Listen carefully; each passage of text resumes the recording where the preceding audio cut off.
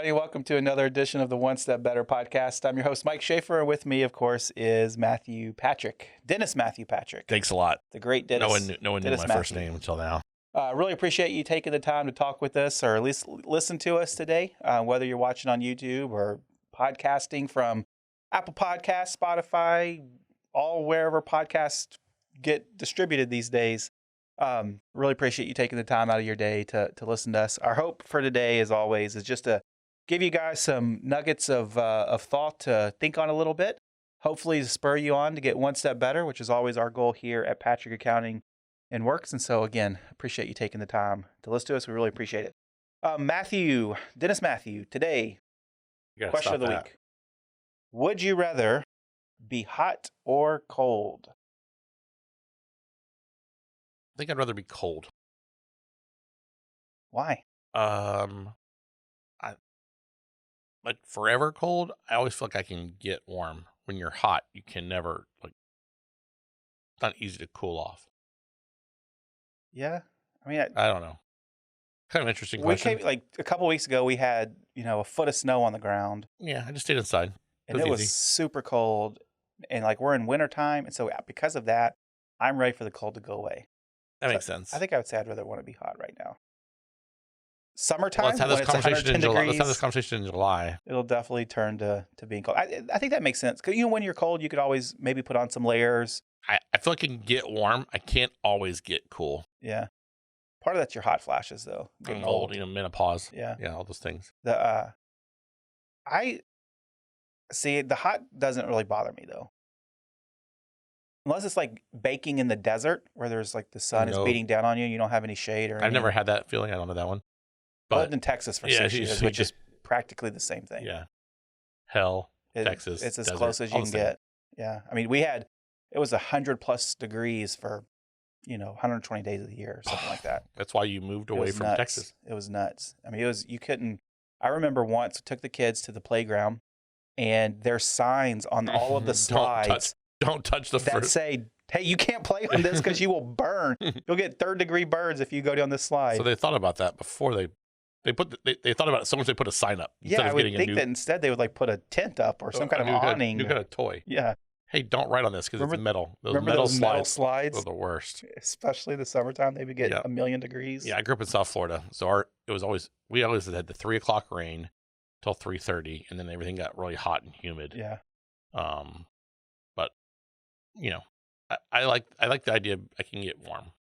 Yeah, I think I can get warm. Now, windy and cold, and you can't find warm. That sucks. That's pretty terrible. Yeah, but I think it'd be especially cold and rainy. Cold and rainy is bad. It's not fun. Nope, that's not fun either. But yeah, I'm okay.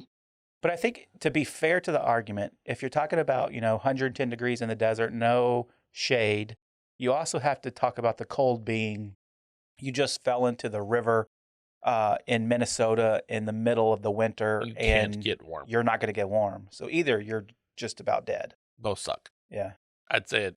Who comes up with these questions? Can't we just have a middle ground option? Becky. Thanks a lot, Becky. I want to sit in. I just want to be warm. I want to be in San Diego, 72 and sunny every day. Yeah, I'm going to write in my vote. San Diego. I would rather be in really nice weather. Yeah, really nice weather. Neither hot nor cold. Perfectly comfortable in the studio today. It's about 72 and. Yeah, it's not raining. Clear skies, no raining. We don't have any no water damage pipes in this room. Absolutely. Well, that's fun. Yeah. Last week I had a really cool intro to take that question and turn it into what we were talking about today. I got no idea how to do that today, so we're just going to jump straight into it. Okay. Today's topic, we're going to talk about taking the good from the bad. And essentially, there you go. You could have done it easy. How? When it's cold, make the intro. You can make yourself warmer. So you took the good from the bad. Hey, I got through that. I'm gonna give you some credit for that. It's I don't not know great. if it's That's 100% credit. That's why I'll you're give the you a host, solid Mike. B. That's why you're the host. But taking the good from the bad, the idea here is, everybody, every business is going to go through some bad times, whether that's bad people, bad customers, bad, environment, whatever it may be. COVID, a pandemic hits, bad decision. Once every pandemic, you're going to go through some bad stuff. And there's always the opportunity to rise to the occasion and find some good out of that, or pivot to something different or whatever it may be. And so I thought it'd be a good idea to talk about maybe how to do that, keeping some good attitudes and plowing through, especially from the position of leadership, because everybody has had a boss that they've had to work for at some point in time that wasn't super great, whether it was just they were a poor leader, they were a bad boss, they had incompetent, whatever it may be. Everybody's had that experience at some point. Some people experience that every day in their work environment. Hint, hint.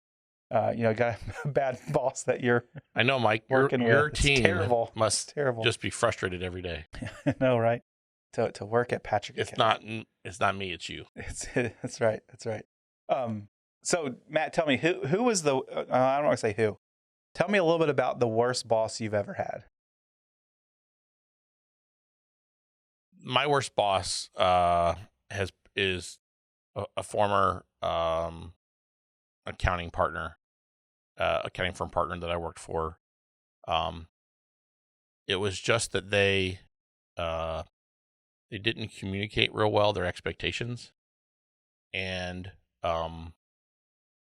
they really didn't offer to help. So it always came back to the fact where you didn't know where you stood, and you also didn't feel like you could raise your hand, which has probably led to a lot of my desires from my own leadership. It's probably flipped my, I want to make sure this is not something we do. It was super frustrating to be in the dark. And also I knew I didn't know something and I was afraid to ask because of the backlash I felt I would get if I did ask. And so it ended up being my own detriment. I should have just asked. In hindsight, it didn't help me or hurt me. It didn't help me to not ask. Oh. But I don't know if it would have been receptive or not, but I didn't ever feel like it would have been receptive. Coaches, I had coaches growing up. Coaches that I didn't really enjoy playing for were different. I didn't necessarily need to be motivated through fear. I need to be motivated through, I kind of need more of a pat on the back than a kick in the ass. And so, if you did that though, I would perform. I think that takes a coach to know, or a leader to know how to coach each individual person a little bit differently. Not everybody follows the same rules. So that would kind of be my own hindsight. I didn't love I had a couple coaches that were really hard, but they weren't great coaches because I didn't feel like they motivated our team. They just put us we played in fear. That's not a good way to play games. So how about you? Were they effective? As a coach? No, we were mediocre teams because of that. I think we could have been better if we had a lot of talent that just was wasted. Yeah. I had a coach this was like probably 8 years old, basketball, long time ago, and in a sport, like it wasn't competitive. It was just rec league basketball. But he thought he was Rick Pitino, who was, yelling at everybody. The big coach at the time, and would yell at everybody, make us run ladders all practice long. You're 8 work years us to death. Why didn't I work on how dribbling? We were doing all that stuff too, but every practice everybody would line up, shoot free throws, and if you missed, the whole team would run ladders, and the next person up, if they missed, the team would run ladders, and not full court, but that was his deal. He expected perfection 100% of the time. And he was hard as a coach. Was it effective? We went undefeated every year I played with him. So like at in hindsight, you're like, oh, this guy's a jerk. Well, even at the time, it was like it was hard, but I needed something hard to do because I don't mind being coached hard. That's not what I meant. I don't need you to put me down to make me get motivated. I need you to pat me on the back to get me motivated. Yeah. And I felt like it was more, it would be degrading. Yeah. And I was a punk kid at the time, so probably needed somebody to. I probably needed somebody to jump my ass a little bit more. Yeah, it was difficult to play for him because he was a bit of a jerk, no doubt about it.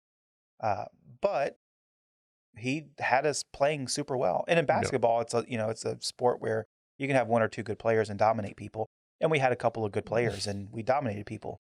I mean, it wasn't even close. So if he wouldn't have coached you hard and just made sure those guys were We probably still would have dominated people. undefeated, maybe we'd have been undefeated with even better. He should have coached them hard and let everybody else just chill out on the bench. Just make sure you pass it to Jimmy.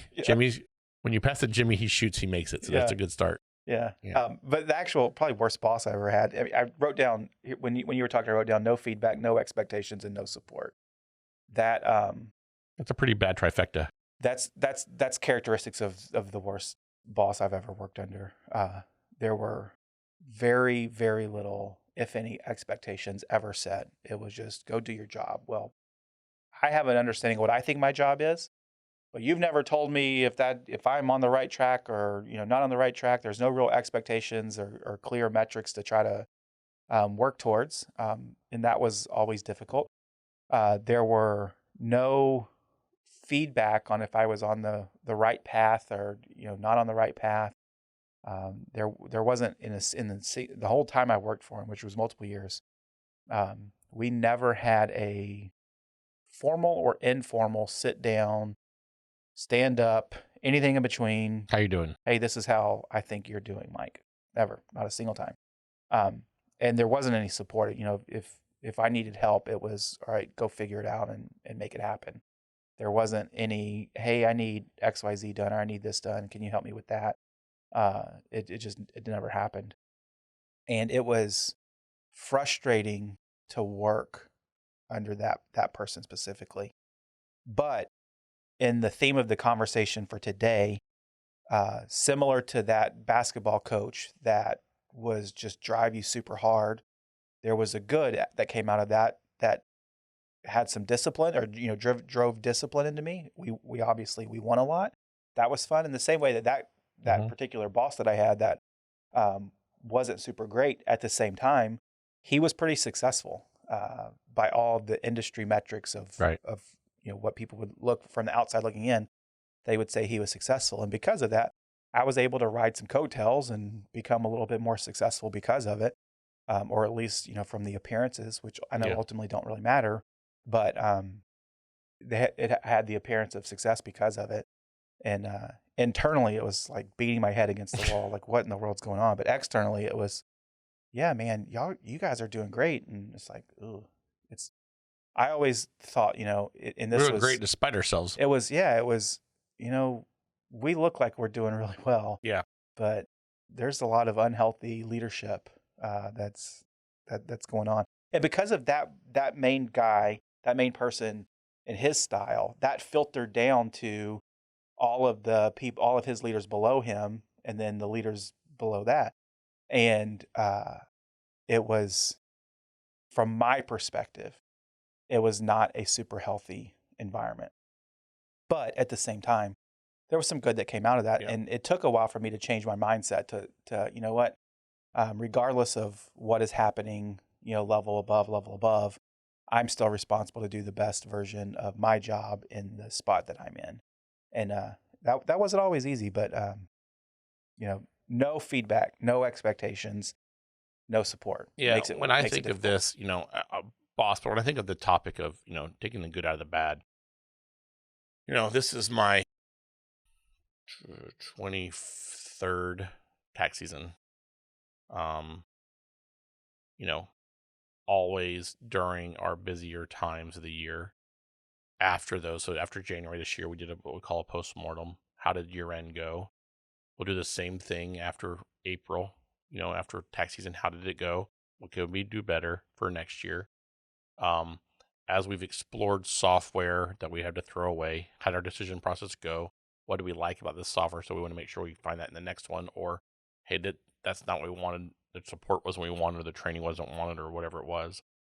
So we make decisions at best we can with the information we're given at the time, and then evaluate it during the process. And if we have to kill it, we have to kill it, and then hopefully we don't make that same decision again. But I like the mindset of there is good in every bad. Every customer complaint that happens, it's a time for you to prove what a great job you do of handling customer service problems.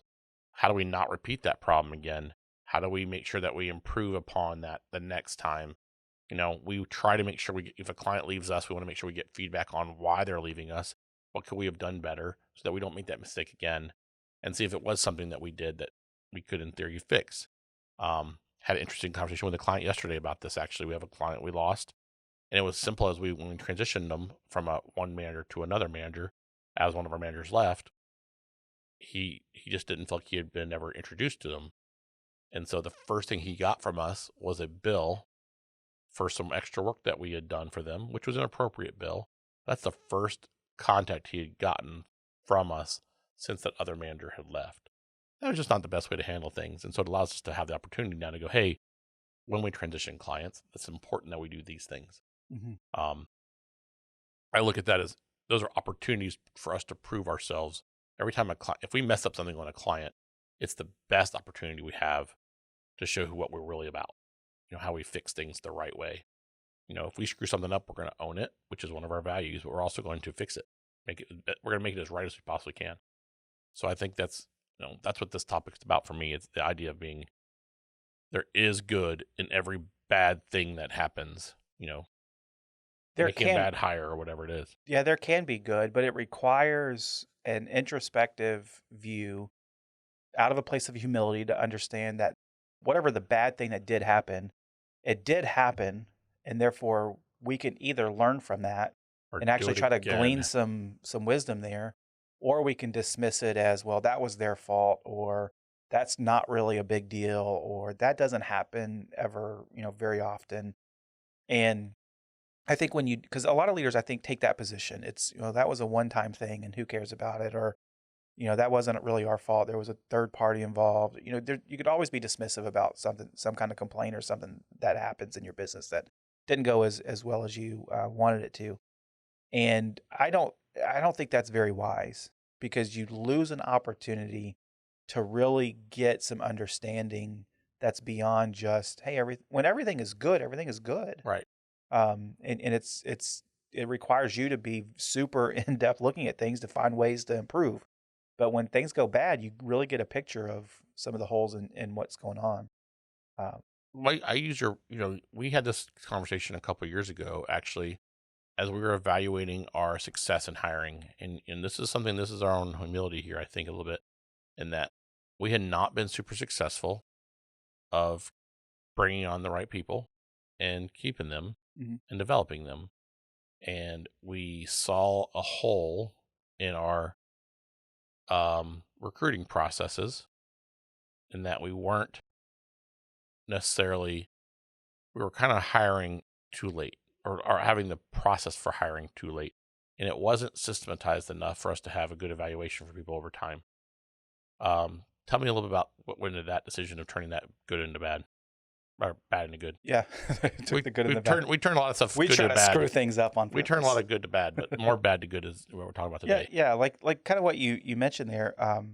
The process that we had wasn't necessarily broken per se, because at that time, and even somewhat today, we hire, maybe 3 to 4 people a year. Not a ton of people in any given time. It's Normal it's year, about, yeah. 3 or 4 people. So not a ton of people. And so it was kind of viewed as, we don't really need to have an engine running here. We'll just turn it on, turn it off whenever we need somebody. And that would be good enough, and somewhat rightfully so, because of the volume of hiring that we're doing. But what we found is it's not as easy to turn on and off that in a way that can be monitored consistently, routinely across the board. Um, and so we had at that point in time, over I think it was a 2.5 year period is what I think, or maybe it was 3 years. We had about a 78% turnover rate. And and we drill into those numbers, and it was Our core team didn't everybody change was turning over. All of our turnover was people turning over within a year or within two. a year. Or two, yeah. No, within a year. It was 100% within a year.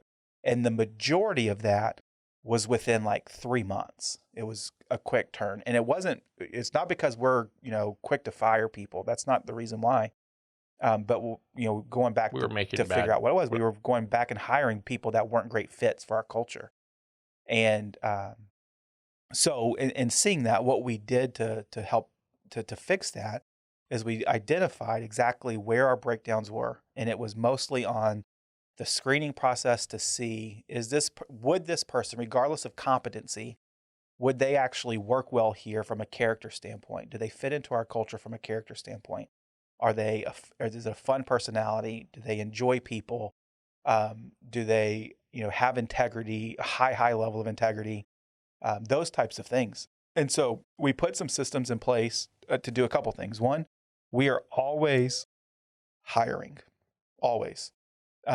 We have job ads that are posted on a regular basis, monitored on a regular basis, and we put in a process to screen people, applicants, that's multi-step. So we have some built-in assessment type stuff that's trying to get to baseline competency. And if they get through that, they have a kind of a phone interview where we're Zoom interview today, just trying to disqualify weird people more than anything else. If that is, we're trying to see, would you be a fit here? Would we like to work with you? Not necessarily weird, just do they fit our culture brand? Yeah, but it's also a disqualifier of weird people. Yeah, they're competent, but I mean, like, if you're a typical dirty accountant, you're probably not an ideal fit. If you're not tech savvy, we're going to find that out in that process. If you don't know how to turn on Zoom, if you show up with late, show up late, or you're not organized, or you don't ask any questions, you don't find anything about us. Talk, you can't communicate well. All of those things are going to show its head really early on, and so that helped out a lot. And then from there, we have a group interview round, and then kind of. What I liked about it created consistency. So we have consistent questions at the first level. We have consistent people handling multiple interview steps. We actually did hire 11 people last year. But it was, we actually grew. That was a lot of that growth. Yeah. And we had a couple people that turned over. And so part of that is just part of the process. But what I've appreciated about it from the bad was, hey, this is a problem, but here's where we're trying to fix it. And here's how we're going to try to fix it. And we've done the same thing with software evaluations. And we've done that same thing with client acceptance. We've done that same thing with client transition. We've done the same thing with a client service problem. We've done that with client education, all those different things. Training, that training was not as good as it could have been. Let's work on this for next time. So I think every time something doesn't go as well as it should, or you want it to go, it's time for you to evaluate and figure out the why. Why did it not go as well as you wanted it to? How come you didn't handle it the way you wanted to? Was it a training problem with your people? Was it a process problem? Was it a technology problem? What went into it? I think those are all important factors for you to realize. And I think it's important as owners and leadership to look at those as evaluation tools. If you see a problem of, hey, our retention of clients is not where I want it to be, or our sales process isn't happening the way you want it to happen. If those things are happening, or something happened bad in your organization, let's say you had a customer failure where you dropped the ball, it's time to do a postmortem. What happened there? I guess it's like after a plane crash. They want to make sure that doesn't happen again. I think the same kind of thing. Yeah, I think it's important also to bring those whys back to me. As a leader, it's important to understand that failure is going to be ultimately something that has to be owned by the leadership team. And so if it is, if I'm a fast food restaurant and my drive-through person forgets to put napkins in a bag and the customer complains about it, I can easily say, well, dang it, Becky, like, you always screw up and you always forget napkins in the bag or whatever it may be. But the reality is I need to bring that, because everything rises and falls on leadership, right? So I need to bring that back to, what did I not do for Becky that has caused that to happen? I'm not saying that from the standpoint of, well, sometimes Becky just forgot to put a napkin in a bag. But from my perspective as a leader, how can I impact that solution? I need to think about that. Do I need to reiterate to Becky, all right, remember, here's our steps. We're going to go from 1, 2, 3, 4 out the door. And remember, 3 is napkins. You skip that, whatever. I need to reiterate that. I need to train my team. If we just simply always go back to, well, Becky forgot to put napkins in the bag and that's it, then you're going to find there's going to be a gradual downhill decline, because there's no ownership of the problem from leaders to actually find solutions and bring that back to the team. It's easy as a leader to let those issues fall on the team and dismiss them as one-offs or just accidents, or it's not going to happen again. But until you actually take the ownership to say, well, this is how I impact that solution, you're gonna fall short of actually getting things fixed. What is the process you'd say to do that? So so after we've done this, we've evaluated, we find out, there is an issue. Now, what, there are circumstances that are out of our control. Sure. But how do you evaluate that and make sure, like, I'll use the example of our mistake is client transition. What do we have to have a process when a client transitions? Do you figure out how does that process need to work? Yeah. And in my world, because everything that we do is process driven, a systematized way to do just about everything that we do, that's what I'm going to start to look at first and foremost. So in that situation, so we have a client that moved from manager A to manager B. What is the process that needs to be in place to make sure the checklist of items that needs to occur in order to make that transition as effective as possible? And so that would typically generate, we need a system in place to actually track, are those checklist items getting done so that this doesn't occur again? And then once that happens, there's oversight into the process, because now let's pretend like we have a project tracker that says, all right, this project now generated a workflow that says manager B needs to do XYZ because they have a new client. Now people have insight into, did manager B actually do those items? That's where my brain first and foremost goes, because ultimately there are a lot of things that are out of our control, but we can control a lot more than we sometimes give ourselves credit for. We can make it easy for that person to transition, right? For our client and for our manager to transition it. Yeah. Do you have a templated email you could have sent out? Could you have a pre-recorded video? Could you have a phone call script that's ready to go? Could you have a care package sent to the client? Hey, look, I'm a new manager. Here's a little bit about me. I want to say thank you. Sorry, I'm looking forward to working with you. Here's a box of candy or something. All those things could have been prearranged and prepackaged and ready to go.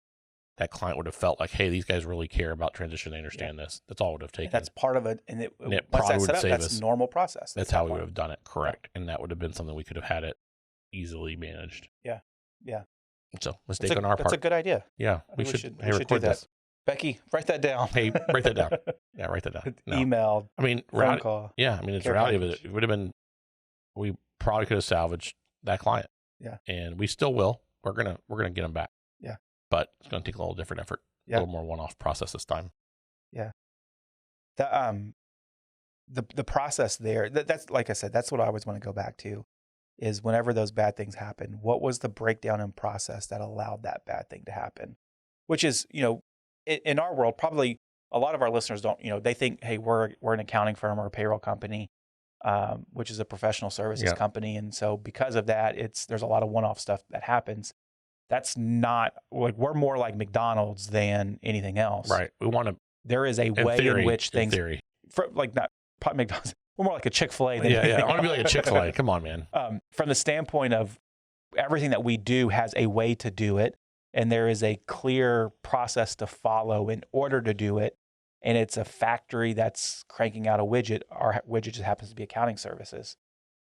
It's not a bunch of one-off stuff. And so that's the why I say for us, and if you're a restaurant environment, same type of thing. The thing came to me was I have a landscaper, right? They have a schedule that they're going to follow. If they miss a cut because of the weather, they didn't even have a way to communicate that, right? So let's say they dropped the ball, they didn't cut somebody's yard that week. Yeah. They have to have a process by which they're going to think, how come we missed that one? How do we not do that again? Because they're going to get ticked off. Or if it's a rain day, how do they communicate it's a rain day and they're going to have to reschedule you for Saturday or whatever they're going to do? All those things, those processes are super important. So when if you have a failure in let's say you bought a piece of equipment and that equipment was a bad purchase. Let's say you're a dentist office and you bought this new thing and you thought it was going to, at some point you have to decide whether that was good or bad. But once you've done that, let's say it was deciding it was a bad purchase. Okay, why was it a bad purchase? What did we decide? What made us go into the decision of doing this? What did we not do right this time to implement that piece of equipment the right way, so that the next time we don't do that again? Yeah. And when you do realize that you have made a mistake or something has gone wrong, Don't be afraid don't be afraid to go above and beyond to fix it. Don't just acknowledge the mistake, and fix the mistake, but go above and beyond. So I think of a couple of examples of that I was really kind of blown away by. It's all it's all food related. Um, my wife and I, we went. This was a while back. We went to Fleming's Steakhouse, and she ordered a steak that came out like pretty badly overcooked, Yeah. Which is not normal for them at all. Yeah. And so normally that's not a big deal. We just kind of get through it and it's fine. But this one was like, it was, Yeah, you it was, burnt my steak. yeah, it was way bad. And so we just, hey, it's a little bit overcooked. Can we do something different? And they handled it super great. They took it, they cooked a new steak, brought it out, which was perfectly done. And that would have been enough. That would have been enough. But that wasn't enough for them. Right. So instead, they comped the steak, which I would have never expected them to do. And they brought a box of chocolates that said, hey, you know what? We really are sorry. We dropped the ball. Yeah. And that's not who we are. That's not what we expect. And so here is even above and beyond. Yeah. Here's a box of chocolates to take with you. Yeah. That was more than I would have ever expected that to happen, which was great. And another example, Pizza Hut. Once we ordered this was a long time ago, but it sticks with me. Yeah. We ordered a pizza that was delivery, and they were like 40 minutes. I mean, it wasn't super long. I didn't think anything about it. And about 2 days later, I got an email from the owner of that little local Pizza Hut shop. And they said, hey, you know what? We were looking over everything and we noticed that it took us 40 minutes, whatever the time was, to get your pizza to you. That was over what we expected. We expected it to be within whatever.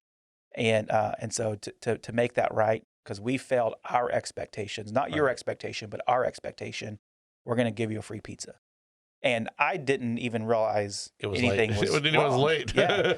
I've had the same thing happen at Chick-fil-A. Food is probably the easier one to give examples of that in.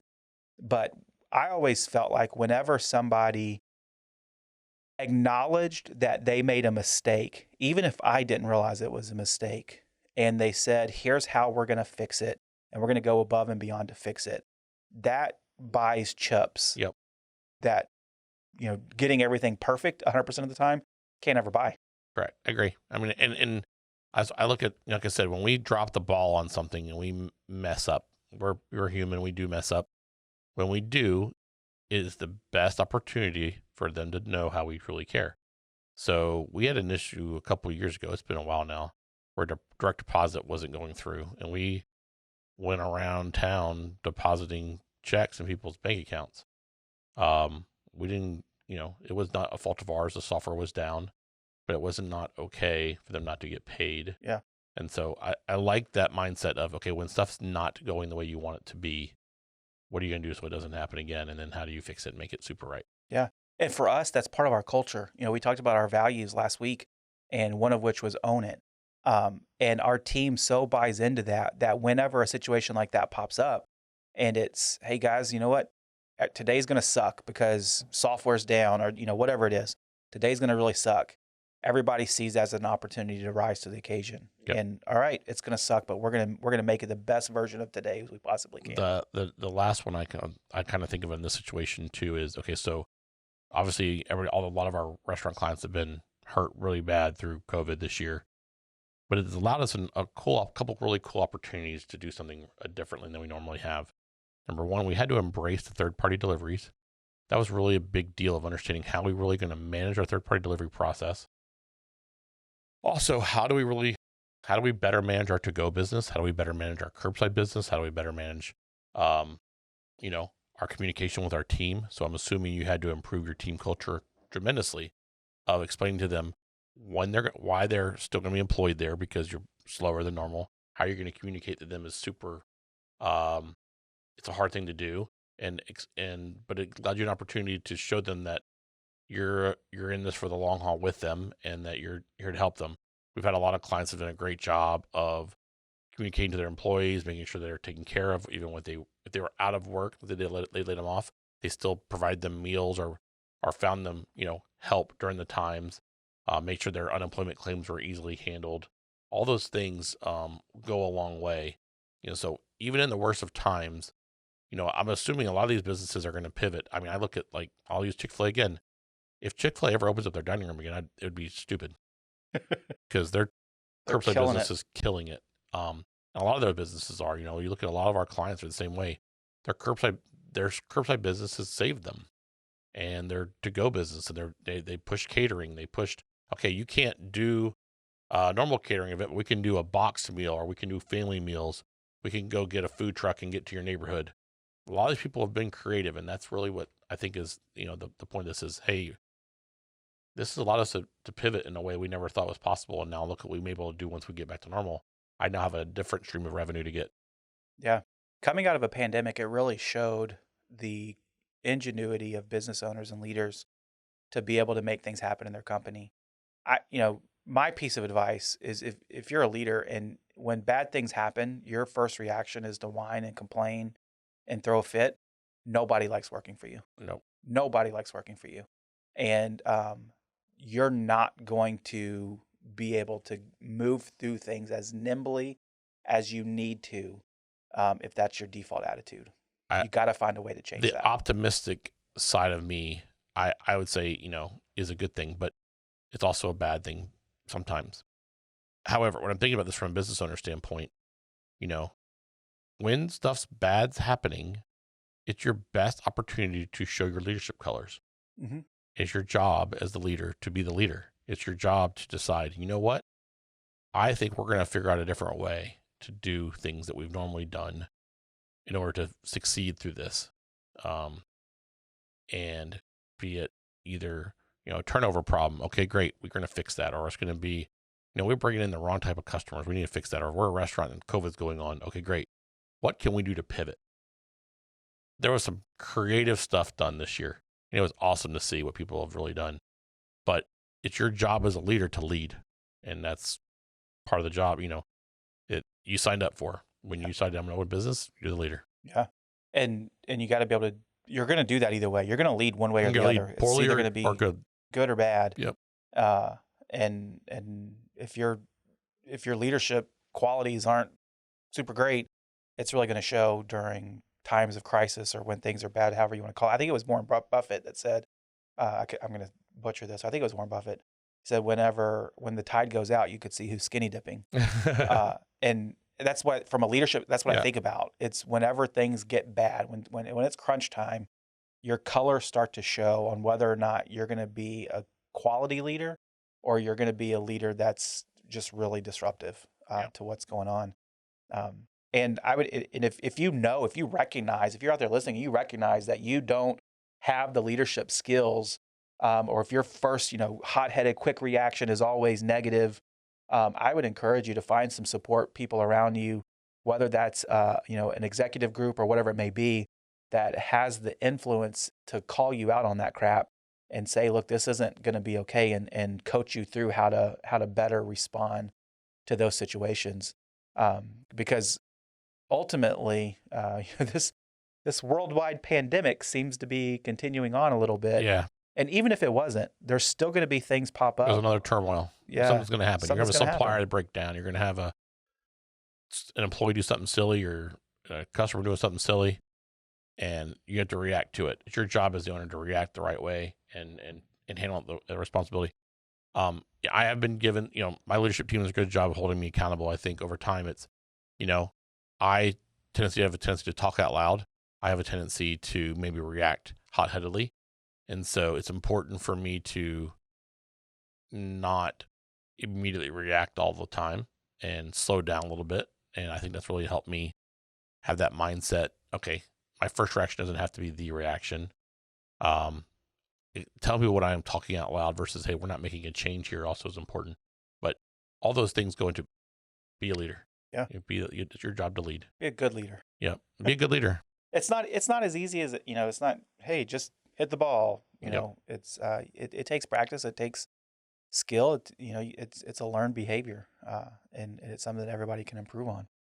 Great. So, well, Matt, appreciate you having the conversation with me today. We got a question in from last week that we need to answer. So, if you guys are kind of new to the podcast, what we do is every week we end our podcast with the question that comes in from you guys from the what we talked about the previous week. And so last week we talked about our core values. We have 5 core values, and we hit on this a little bit, but just to kind of expand on a little bit further, the question that came in was, when you're trying to assess your core values or establish your core values, is there like a given a number that you're trying to get to? Is there what's the right amount of core values that a company should have? Is there too much? What's the right number? The right number is probably the number that you feel like you need to cover all the values you need to have. But my guess would be in the 3 to 10 range would make a lot of sense. Probably more than that doesn't make much sense, and less than 3 probably doesn't make much sense. Yeah, you need to have as many as you need to have. Correct. But if you look up and you have 80 core values, you probably have the same core value written 5 times in different words. I mean, like some things aren't core values; they're inherent values that everybody needs to have. Integrity is not one of our core values. Yeah, notice that don't lie. Don't lie. Is not, don't is kill not anybody. a core value. Yeah. Those are integrity is not one of our core values because it is in all of our other ones. Yeah. Yeah. All of our other ones have integrity built in. So for us, this is one of the things. Be excellent was one of our core values for the longest time, and this is the one that changed. It was, we realized out of doing all of these other things, this was with the help of Mike Sink. Yeah. He said, "Hey guys, you notice that if you do all of these other things that you're talking about, you'll be excellent. You're going to be excellent."